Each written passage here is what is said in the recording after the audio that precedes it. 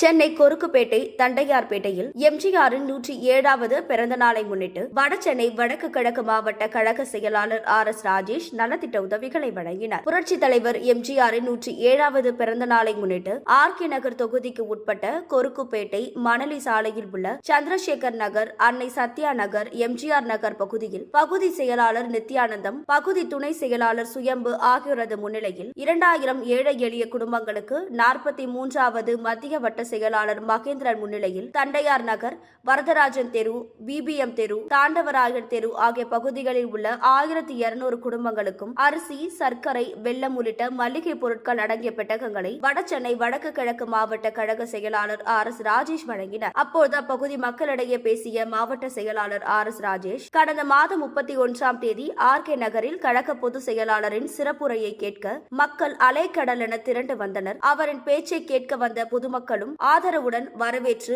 ஆரவாரம் தெரிவித்தனர். மீண்டும் கழக ஆட்சி அமைய பலரும் பாடுபட்டு வர வேண்டும் என்றும், எடப்பாடி பழனிசாமி தலைமையில் மீண்டும் அதிமுக ஆட்சி மலர்ந்து கழக பொதுச் செயலாளர் எடப்பாடி பழனிசாமி மீண்டும் தமிழக முதலமைச்சராக வந்து இந்த விடியா திமுக ஆட்சியில் இருந்து மக்களை காப்பாற்ற வேண்டும் என அவர் கேட்டுக்கொண்டார். இந்த நிகழ்ச்சியில் நேதாஜி கணேசன், ஸ்டீல் ரவிச்சந்திரன், டைகர் தயாநிதி, மணல் ரவிச்சந்திரன், லயன் சண்முக விநாயகம், மகேஷ்குமார், அருண் பிரசாத், சேகர், குமார், ஜமுனா, மாரிமுத்து, கிருஷ்ணன், ரகு, சக்திவேல்ராஜ், ஜெயக்குமார், காளிதாஸ், ராமச்சந்திரன், சத்யமூர்த்தி, செந்தில்குமார், லட்சுமிதாசன், விஜயகுமார், சுப்பிரமணி, சுரேஷ், சுதாகர், பாலு, சுரேஷ், செல்வி, ரமேஷ், குட்டி மற்றும் பகுதி வட்ட பிராணி நிர்வாகிகள் உள்ளிட்ட பலர் கலந்து கொண்டனர்.